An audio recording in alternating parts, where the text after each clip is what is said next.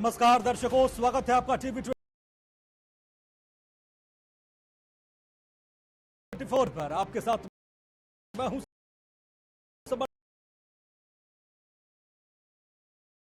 बुत्ते। वार पलटवार,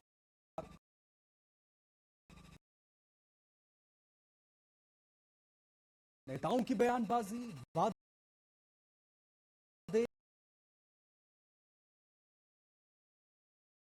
और छोटे बड़े सभी दावे। शुरुआत करेंगे, फिर विवेचना में बीजेपी और कांग्रेस के घोषणा पत्रों की समीक्षा होगी। विधायक जी कैसे रहे में होटल के विधायक जगदीश नायर का रिपोर्ट कार्ड बनाएंगे और आपकी विधानसभा की फिर चर्चा करेंगे। तो चलिए बिना किसी देरी के शुरू करते हैं अपनी एक खास पेशकश। लेकिन सबसे पहले दिन भर के बड़े सियासी घटनाक्रम जान लेते हैं खटाखट अंदाज में। कुरुक्षेत्र में चुनावी सभा करने पहुंचे सीएम सैनी। बोले पीएम मोदी के नेतृत्व में तीसरी बार बनेगी सरकार। कांग्रेस के घोषणा पत्र को बताया झूठ का पुलिंदा। कहा हरियाणा की जनता उन्हें नहीं दे रही भाव। केंद्रीय मंत्री मनोहर लाल ने कांग्रेस पर कुमारी सैलजा के अपमान का लगाया आरोप।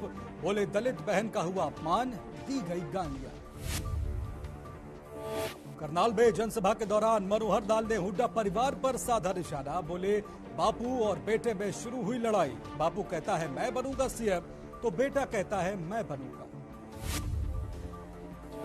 कुमारी सैलजा की नाराजगी की खबरों को पंजाब कांग्रेस अध्यक्ष राजा वारिक ने किया खारिज। बोले कांग्रेस में सब एकजुट, परिवार में भी हो जाते हैं मतभेद। गोहला विधानसभा में प्रचार करने पहुंचे कांग्रेस सांसद दीपेंद्र हुड्डा। बोले प्रदेश में कांग्रेस के पक्ष में सुनामी। कांग्रेस जीत रही लाडवा की सीट। लाडवा से सीएम सैनी हैं बीजेपी प्रत्याशी। इनेलो नेता अभय चौटाला का बड़ा बयान। ओम प्रकाश चौटाला को सजा दिलाने वालों से जनता लेगी बदला। 25 सितंबर को प्रदेश में होगा बड़ा बदलाव। हरियाणा के झज्जर में बीजेपी को लगा बड़ा झटका। पूर्व मंत्री कांता देवी ने थामा कांग्रेस का दामन। मातन हेल में भूपेंद्र सिंह हुड्डा के कार्यक्रम के दौरान हुई शामिल।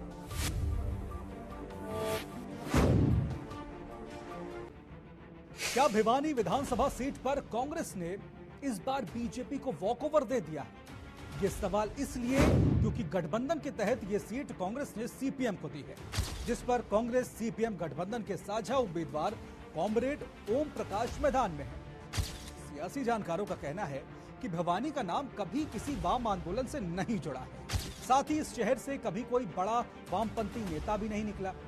ऐसे में गठबंधन में सीपीएम को यहां से चुनाव लड़ाना सभी को हैरान कर रहा है। लगातार 3 बार से भिवानी सीट जीत रहे बीजेपी प्रत्याशी घनश्याम श्राफ कहते हैं कि सीपीएम का भवानी में कभी कोई जनाधार नहीं रहा है, लिहाजा इस बार उनका मुकाबला सीपीएम कांग्रेस के उम्मीदवार से नहीं बल्कि आम आदमी पार्टी के प्रत्याशी से। चलिए भिवानी की जमीनी हालात समझने के लिए वहां लगी सियासी चौपाल में चलते हैं। भिवानी विधानसभा में जो है इस बार क्या मुद्दे रहेंगे, लोग किन मुद्दों को लेकर जो है वोट करेंगे और क्या वर्तमान विधायक के कामों से खुश है, इसी को लेकर हम भिवानी विधानसभा के कुछ लोगों से बात करेंगे। इस चौपाल के अंदर काफी लोग यहाँ पर मौजूद हैं, उनसे जानना चाहेंगे। सर क्या कहेंगे भिवानी विधानसभा और लोगों की बातों पर खरा उतरने से केवल भरोसे दिला के चले जाना, उन ऐसे लोगों को लोग नकार देंगे। तो क्या लगता है विधायक ने जो वादे किए थे पूरे किए हैं वो 15 साल में उन्होंने जो काम किए हैं वो धरातल पे नाकाफी हैं वैसे तो, क्योंकि डे बाई डे जनसंख्या बढ़ रही है, शहर का विकास हो रहा है, विस्तार हो रहा है, तो जो जगह बड़ी है उसके अंदर विकास की जरूरत है। सर सबसे पहले तो मैं बताना चाहूँगा कि जो मुद्दा है वो मेन मुद्दा मेरे हिसाब से तो बीइंग एडवोकेट मैं जो फेस कर रहा हूँ या फिर देख रहा हूँ लोगों को, तो सबसे पहले तो ब्यूरोक्रेसी है ना, इस पे एक लगाम सी होनी चाहिए मेरे हिसाब से। तो गवर्नमेंट कोई भी स्कीम जो ऊपर से छोड़ती है ना, जो भी सुचारू करना चाहती है चालू, वो ब्यूरोक्रेसी मेरे हिसाब से तो उनको अच्छी प्रकार से इम्प्लीमेंटेड नहीं कर पा रही, किस एंगल से कर पा रही है मेरे को नहीं पता। तो हम उस विधायक को बनाना चाहेंगे जो थोड़ा सा इन पर लगाम भी लगा सके। और दूसरी चीज मुद्दा सर, ये जो इवन जो छोटी छोटी जो डिजिटल टाइप जो स्कीम चला दी हैं, अभी उनको इम्प्लीमेंटेशन के लिए प्रॉपर रूप से प्रशिक्षण वगैरह इनका होना चाहिए ताकि आम आदमी तक पहुंच पाए। तो इस बारे में मुद्दा, इसी को मुद्दा बनाते हुए जो डेवलपमेंट के बारे में अच्छा विधायक हमें बनाना चाहिए, जो उनसे भी पार्टी का। आपको क्या लगता है भिवानी के क्या मुद्दे विधायक ने कितने अच्छे काम करवाए या नाकाम रहे? सर, हम जब भी विधायक जी से मिलते थे ना, बिल्कुल प्यार से मिलते थे। जो छोटे बच्चे भी जाके मिलते हैं तो वो मिलते, हर समय घर पे ही मिलते हैं। छोटे बच्चे भी बाहर भी देखते हैं तो क्रिकेट खेलते मिलते हैं, उनके घर पे भी बॉल चल जाती है तो हंसते हंसते वापस बॉल दे देते हैं। तो विधायक जी ने हमारे जैसे पूरे तो काम किसी के बनते नहीं, चाहे सड़कें हैं, रोडें हैं, पूरे तो कभी भी पूरे नहीं हुए हैं, लेकिन फिर भी हमारे को जो भी है अच्छा प्रयास किया, अच्छे काम किए हैं। और कई 112 चल रही है हमारी, 112 से भी काफी आतंकवाद है, गुंडागर्दी है, कम हुई है। एक बार फोन कर देते हैं तुरंत 112 पहुंच जाती है। अगर महिला को भी कभी रात को कभी टाइम लेट हो जाता है तो महिला भी फोन कर देती है, तो घर पर भी पहुंचा कर आ जाती है कि 112 आपको सेफ घर पर पहुंचा के आ जाती है। काफी चीजें हैं, हैप्पी कार्ड चलाया है और वो भी, उससे भी हम सरकार से हम काफी खुश हैं। राशन भी हमें जो मिलता है, तेल मिलता है, चीनी मिलती है, तो ये इससे भी सरकार से हम काफी खुश हैं। फिर भी हमारे जो काम है, जो बचे हैं, वो भी आगे हमसे उम्मीद यही है कि यही सरकार कर सकती है। भिवानी में जी विकास अच्छे से हो रहा है जी। हम तो यही सोचते हैं अभी जो भिवानी का मतलब शहर का विकास करे, सड़क वगैरह अच्छी बनवाए और बेरोजगारी की समस्या को दूर करे। घनश्याम जी का जो टाइम पीरियड रहा है ना, वो एक इस प्रकार से रहा है कि लोग ये सोचते हैं कि भाई इसका जो पीरियड रहा ना, ये बड़ा ही मतलब शांत रहा है। थोड़ा सा मतलब किसी का अगर विशेष भला नहीं कर पाए किसी का, तो बुरा भी नहीं किया। ये प्लस पॉइंट है बीजेपी के लिए मेरे हिसाब। कुछ बीजेपी की पॉलिसी है वो प्लस पॉइंट बता रहे हैं जो आम जनता, जैसे पॉलिसी इन्होंने लाई है, जैसे सर्विस वाले मुद्दे हैं, भाई सर्विस जो बिना पर्ची कच्ची की जो बात है इनकी कहीं ना कहीं। ये तो पूरे भिवानी, पूरे हरियाणा की बात है। भिवानी की बात है, भिवानी में क्या समस्या है, क्या वो उसी मुद्दे पा रहा हूँ क्योंकि ये जो मुद्दा बनता है ना, एक लोकल क्षेत्र का नहीं बनता सर, हरियाणा लेवल की बात होती है। क्योंकि या तो बीजेपी गवर्नमेंट बनाएगी या कांग्रेस बनाएगी सर, और तो किसी का मुद्दा ही नहीं है यहाँ। तो यहाँ थोड़ी सी टक्कर तो अच्छी है, बता रहे हैं इस बार। कुछ जो सर की जो गवर्नमेंट कंटिन्यू चली आ रही है उसके प्रति लोगों की नाराजगी होती है, ये तो अमूमन ये तो सभी को पता है। बट ये है कि अच्छा मुकाबला है और उम्मीद है कि अच्छा ही बनाएगी भिवानी की जनता, जिसको भी बनाएगी। तो ये थे भिवानी के लोग जिनका साफ तौर पर कहना कि काफी मुद्दे हैं, कई जगह जो है काफी जो योजनाएं हैं, मुद्दे हैं, वो लागू भी हुए हैं, विकास कार्य भी हुए हैं, लेकिन जो 10-15 साल से लोगों की नाराजगी भी सरकार पर भारी पड़ सकती है। ऐसे में देखना होगा कि क्या बीजेपी और बीजेपी के कैंडिडेट भिवानी में जो लोगों की नाराजगी 10-15 साल से कुछ काम न होने से उसको दूर कर पाते हैं, या फिर कांग्रेस जो है इन मुद्दों को लेकर हावी होती है। ये आने वाला वक्त ही बताएगा। अपने सहयोगी मिंटू के साथ जगबीर घनघस, भिवानी। तो देखना होगा कि भिवानी से सीपीएम उम्मीदवार ओम प्रकाश अपने प्रतिद्वंदियों को कितनी कड़ी टक्कर दे पाते हैं। अब विवेचना के सेगमेंट की शुरुआत करेंगे। हरियाणा में चुनावी सरगर्मी मुसलसल बढ़ती जा रही है। वोटिंग से चंद रोज पहले सियासी दल जनता से कई बड़े बड़े वादे कर रहे हैं। हर कोई बता रहा है कि कैसे उसके सत्ता में आने के बाद आम जनता की भलाई के लिए सरकार की तिजोरियां खोल दी जाएंगी। बीजेपी ने अपने संकल्प पत्र में जनता को लुभाने के लिए कई घोषणाएं की है। पार्टी का कहना है कि पिछले 10 सालों में उसकी सरकार ने प्रदेश में जो विकास किया है, आने वाले 5 सालों में उसकी रफ्तार और बढ़ेगी। साथ ही कुछ नई योजनाएं भी शुरू की जाएंगी। 7 गारंटियों वाला मैनिफेस्टो कांग्रेस भी जारी कर चुकी है। दोनों पार्टियां एक दूसरे पर अपने घोषणा पत्र की नकल करने का आरोप लगा रही हैं। ऐसे में आज विवेचना में बीजेपी और कांग्रेस के मैनिफेस्टो का तुलनात्मक अध्ययन करेंगे। शुरुआत कुछ सवालों के साथ। लोक लुभावन वादों के साथ क्या पार लगेगी नैया? क्या मुफ्त की रेवड़ियां बांटने पर दलों का है जोर? बड़ी बड़ी घोषणाएं क्या राज्य की वित्तीय सेहत पर डालेंगी बुरा असर? पार्टियों के घोषणा पत्रों पर कितना भरोसा करती है जनता?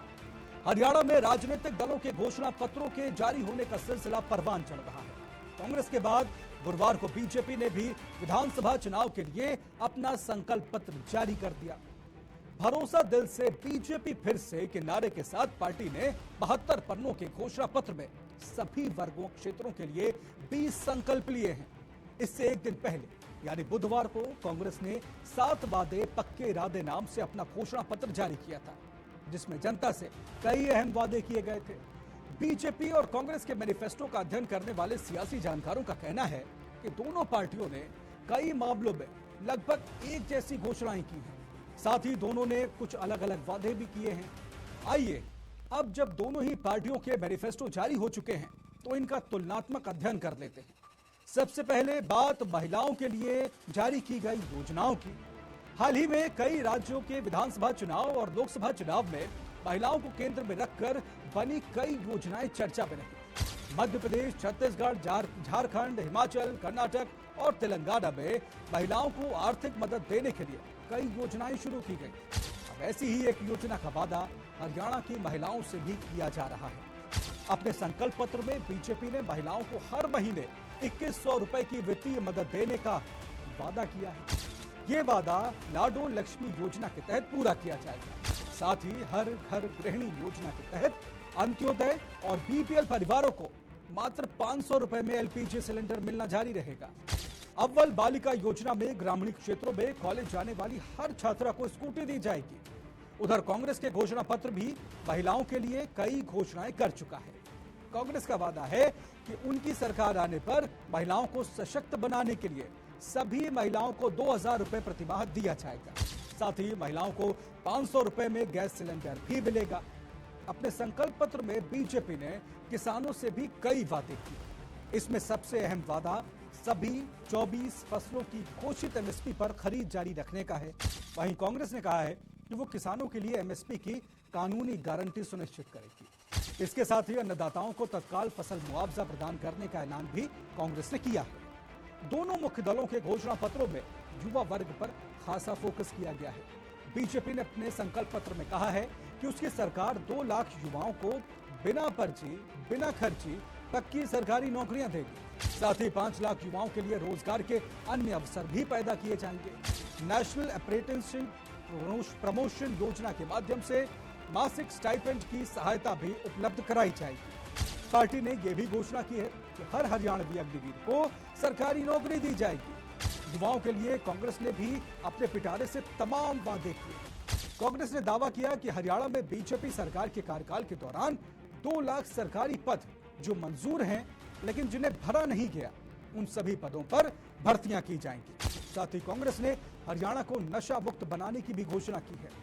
बीजेपी और कांग्रेस ने अपने अपने घोषणा पत्रों में दलितों और पिछड़ा वर्ग के लिए भी कई घोषणाएं की हैं। बीजेपी ने कहा है कि छोटे पिछड़े समाज की जातियों के कल्याण के लिए अलग अलग कल्याण बोर्ड बनाए जाएंगे। भारत के किसी भी सरकारी कॉलेज से मेडिकल और इंजीनियरिंग करने वाले अन्य पिछड़ा वर्ग और अनुसूचित जाति के हरियाणा के विद्यार्थियों को पूरी स्कॉलरशिप देने का भी वादा किया गया है। इसके अलावा हरियाणा सरकार के कर्मचारियों के लिए नई एकीकृत पेंशन योजना की घोषणा भी हुई है। उधर कांग्रेस का वादा है कि उसकी सरकार बनने पर ओबीसी की क्रीमी लेयर की सीमा 6 लाख से बढ़ाकर 10 लाख रुपए की जाएगी। संसाधनों का बेहतर वितरण सुनिश्चित करने और पिछड़ी जातियों को उनका उचित हिस्सा मिले, इसके लिए जाति सर्वे कराया जाएगा। पेंशन के मुद्दे पर कांग्रेस ने ऐलान किया है कि वो बुजुर्गों, दिव्यांगों और विधवाओं को 6000 रुपए महीने की पेंशन देगी। साथ ही पुरानी पेंशन योजना को बहाल किया जाएगा। बीजेपी और कांग्रेस के घोषणा पत्रों में जनता की सेहत का जिक्र भी किया गया। बीजेपी चिरायु आयुष्मान योजना के तहत हर परिवार को 10 लाख रुपए की मुफ्त इलाज सुविधा प्रदान करेगी। हर परिवार के 70 वर्ष से अधिक आयु के सदस्यों को 5 लाख के मुफ्त इलाज की सुविधा प्रदान की जाएगी। उधर कांग्रेस का वादा है कि उसकी सरकार बनने पर 25 लाख रुपए तक का मुफ्त इलाज दिया जाएगा।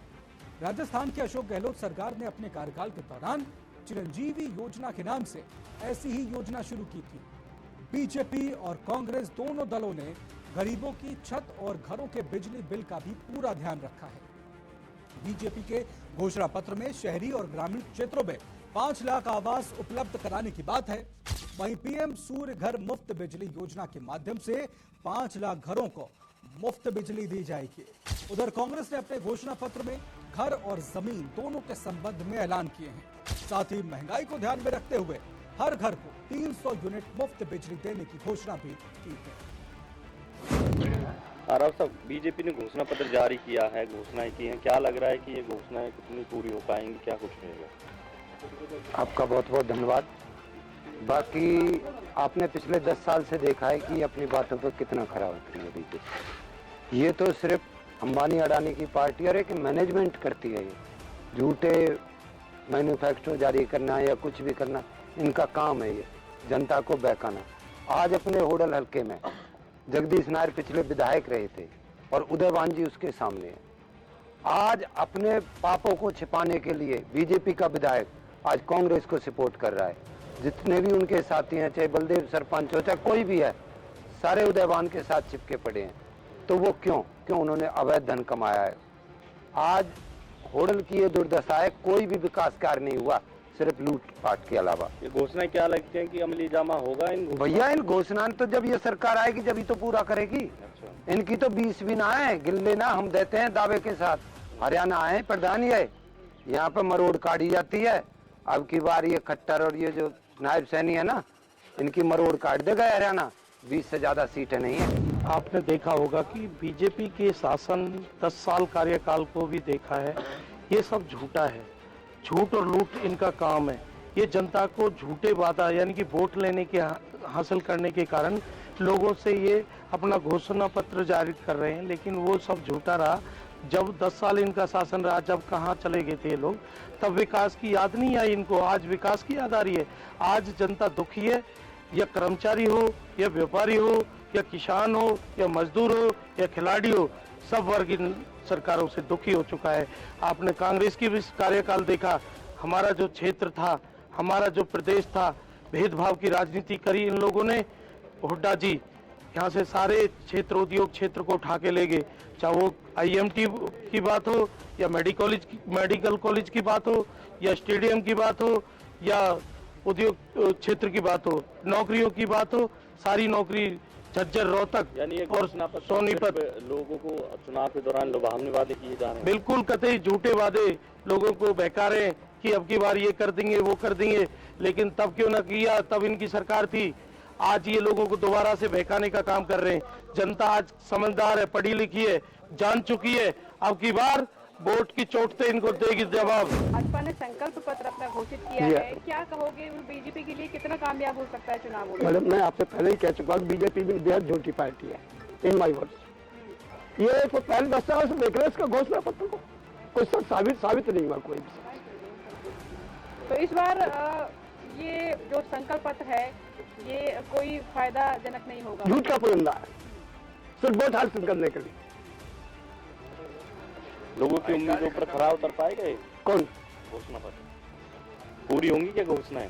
ये शिक्षित आदमी है, उसको सबका पता है कि झूठ बोल रहे, एक भी बात पूरा नहीं हो। अब इसने जगह जगह जाओ, पहले उस गांव से लोग गए थे, वहां नारियल फोड़ के दिखाना चाह रहा है इलेक्शन से पहले। और एक बार इन्होंने 2-3 रैलियां किया हुआ, हरियाणा रोडवेज की बस सारी जा रही, इनके पास तो कोई और नहीं, विपक्ष को जेल में डालते। झूठा वादा किया जा रहा है, झूठा, पूरा झूठा वादा, झूठ का पुलिंदा है।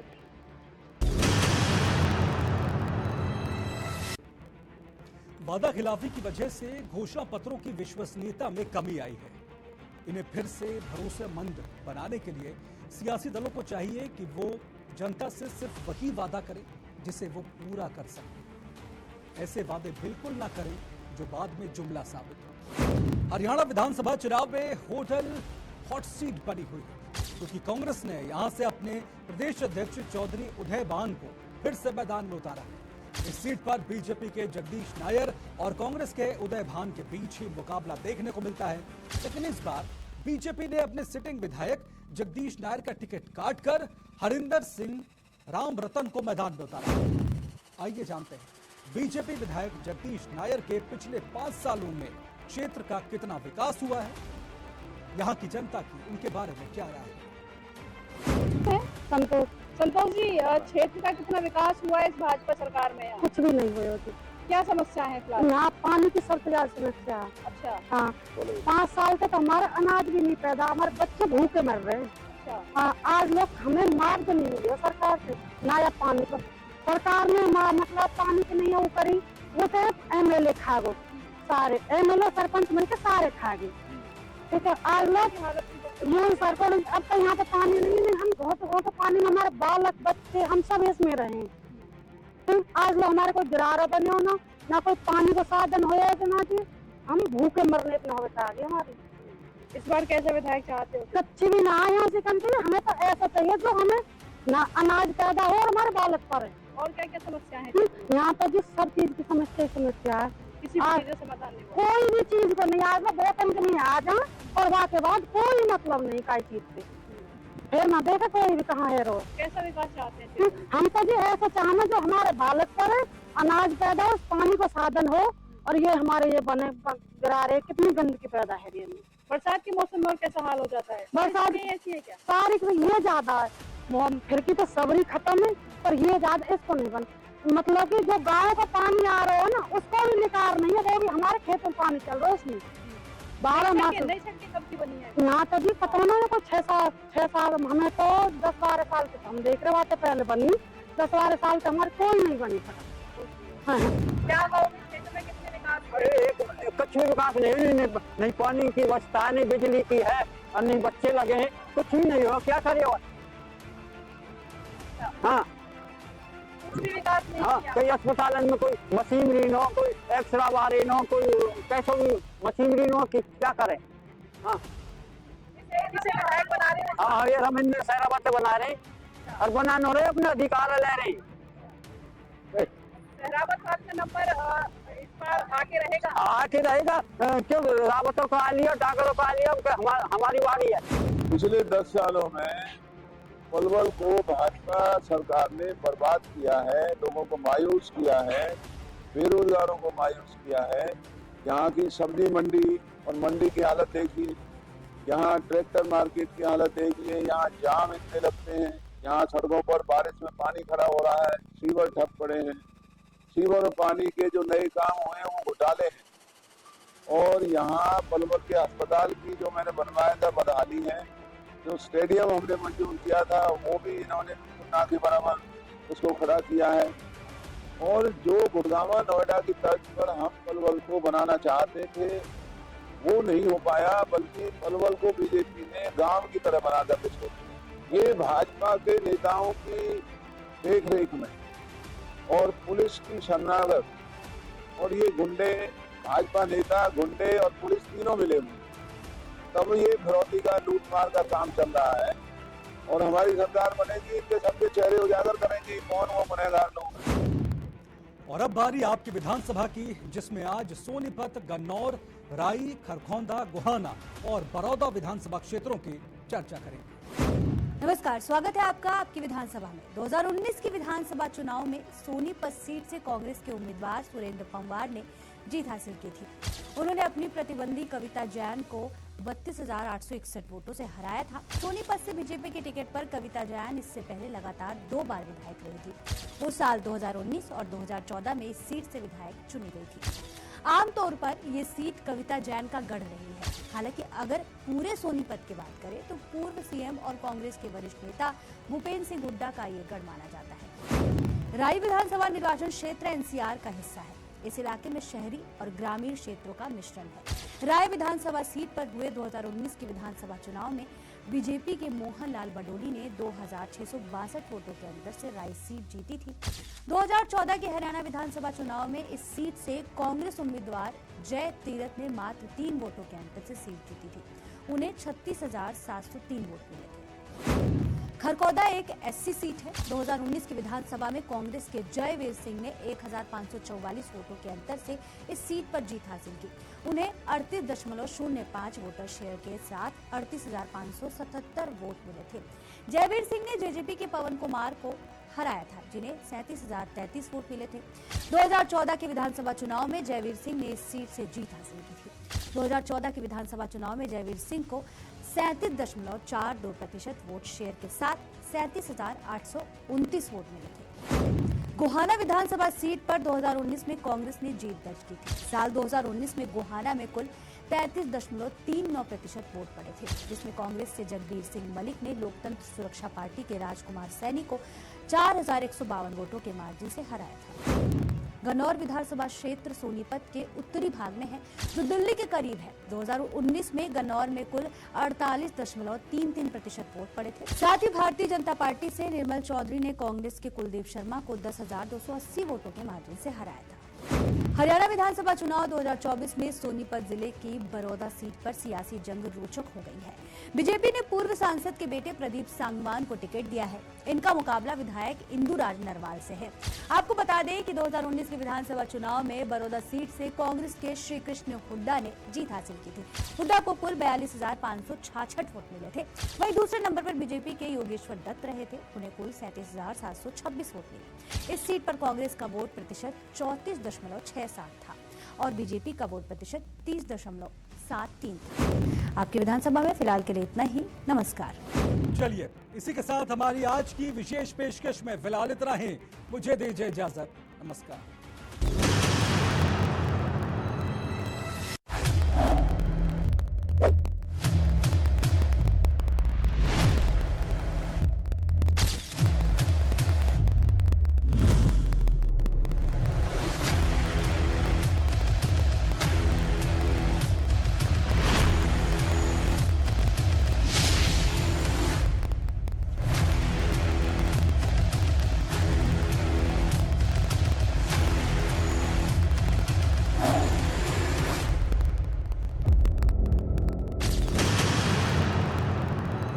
जा रही है।